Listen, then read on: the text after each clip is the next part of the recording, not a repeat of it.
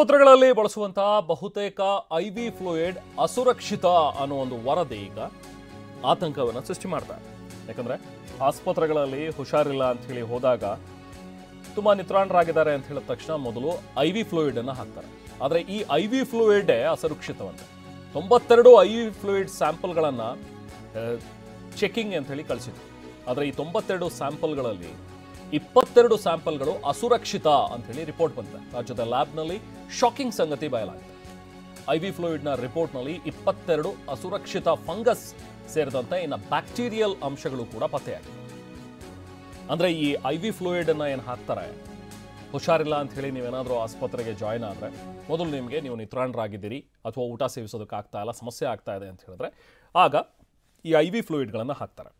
ಆದರೆ ಇದು ಯಾಕೆ ಬಂತು ಅನ್ನುವಂಥದ್ದನ್ನು ನಾವು ನೋಡಿದ್ರೆ ರಾಜ್ಯದಲ್ಲಿ ಬಾಣಂತಿಯರ ಸಾವುಗಳಾಗ್ತಾ ಇದ್ವು. ಬಳ್ಳಾರಿಯಲ್ಲೂ ಕೂಡ ಬ್ಯಾಕ್ ಟು ಬ್ಯಾಕ್ ಒಂದು 5-6 ಜನ 7-8 ಜನ ಬಾಣಂತಿಯರು ಇದರಲ್ಲಿ ಸಾವನ್ನಪ್ಪಿದ್ರು. ಅದಾದ ನಂತರ ಯಾಕೆ ಹೀಗಾಗ್ತಾ ಇದೆ ಅಂತ ಹೇಳಿ ಚೆಕ್ ಮಾಡಿದಾಗ ಬಹುಶಃ ಅವ್ರಿಗೆ ಕೊಡ್ತಾ ಇರುವಂತಹ ಐವಿ ಫ್ಲೂಯಿಡ್ ಏನಾದರೂ ಅದರಲ್ಲಿ ಸಮಸ್ಯೆ ಇದೆಯಾ ಅಂತ ಹೇಳಿ ಚೆಕ್ ಮಾಡಿಸಿದ್ದಾರೆ.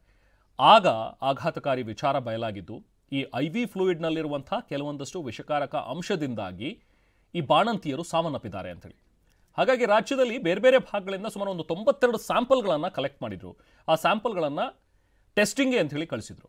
ಈಗ ಇದರಲ್ಲಿ 22 ಸ್ಯಾಂಪಲ್ಗಳು ಅಸುರಕ್ಷಿತ ಅಂತ ಹೇಳಿ ವರದಿ ಬಂದಿದೆ. ಹೆಚ್ಚಿನ ಮಾಹಿತಿ ನಾವು ಪ್ರತಿನಿಧಿ ವಿನಯ್ ನೀಡ್ತಾರೆ. ವಿನಯ್, ನಿಜಕ್ಕೂ ಒಂದು ಶಾಕಿಂಗ್ ನ್ಯೂಸ್ ಇದು. ಯಾಕಂದ್ರೆ ಸಾಮಾನ್ಯವಾಗಿ ಯಾರೇ ಹಾಸ್ಪಿಟ್ಲಿಗೆ ಹೋದ್ರು ನಿತ್ರಾಣರಾಗಿದ್ದಾರೆ, ಅವರಿಗೆ ಊಟ ಆಗ್ತಾ ಇಲ್ಲ ಅಂತ ಹೇಳಿದ ತಕ್ಷಣ ಐವಿ ಫ್ಲೂಯಿಡ್ ಕೊಡ್ತಾರೆ.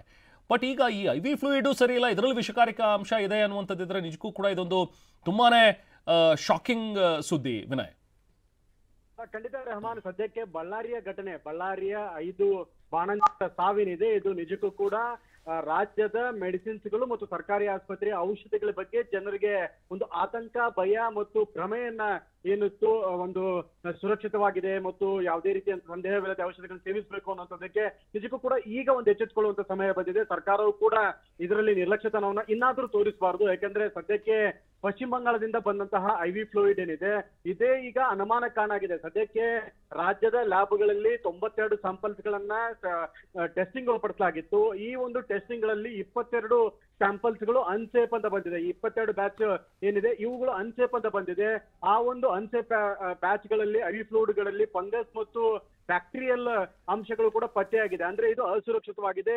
ಇದು ಕೂಡ ಸಾವಿಗೆ ಕಾರಣ ಆಗಿರಬಹುದು ಅನ್ನುವಂತಹ ಮೇಲ್ನೋಟದ ವರದಿ ಕೂಡ ಈಗ ಸರ್ಕಾರ ಗಮನಕ್ಕೆ ಬಂದಿರುವಂತದ್ದು. ಈ ಬೆನ್ನಲ್ಲೇ ಪಶ್ಚಿಮ ಬಂಗಾಳ ಮತ್ತು ಕೇಂದ್ರ ಡ್ರಗ್ ಕಂಟ್ರೋಲರ್ಗೂ ಕೂಡ ಪತ್ರವನ್ನು ಬರೆದಿದ್ದಾರೆ. ಜೊತೆಗೆ ಅವ್ರಿಗೂ ಕೂಡ ಸ್ಯಾಂಪಲ್ಸ್ ಗಳನ್ನ ಕಳಿಸ್ಕೊಡ್ಲಾಗಿದೆ. ಅವರ ವರದಿಗೂ ಕೂಡ ಕಾಯ್ತಾ ಇದ್ದಾರೆ. ಡಿಸೆಂಬರ್ 9ರಂದು ಅದು ಕೂಡ ವರದಿ ಬರುತ್ತೆ. ಈ ಬೆನ್ನಲ್ಲೇ ಸರ್ಕಾರದ ಆರೋಗ್ಯ ಇಲಾಖೆಯ ಪ್ರಧಾನ ಕಾರ್ಯದರ್ಶಿ ಹರ್ಷಗುಪ್ತಾ ಅವರು ಕೂಡ ಪತ್ರವನ್ನು ಬರೆದಿದ್ದಾರೆ.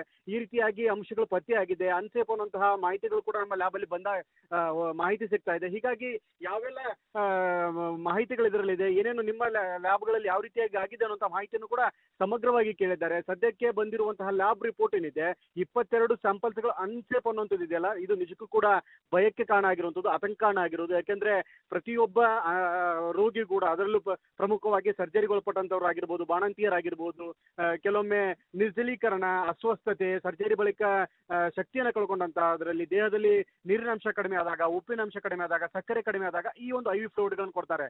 ಇವೇ ಈಗ ಜನರ ಜೀವ ತೆಗಿತಾ ಇದೆ ಅಂದ್ರೆ ನಿಜಕ್ಕೂ ಕೂಡ ಇದೊಂದು ಸಂಕಷ್ಟ. ಹೀಗಾಗಿ ರಿಪೋರ್ಟ್ ಬಂದಿರೋದು ಕೂಡ ಒಂದು ದೊಡ್ಡ ಮಟ್ಟದಲ್ಲಿ ಶಾಕಿಂಗ್ ಆಗಿರೋದು. Rahman, okay, thank you Vinay.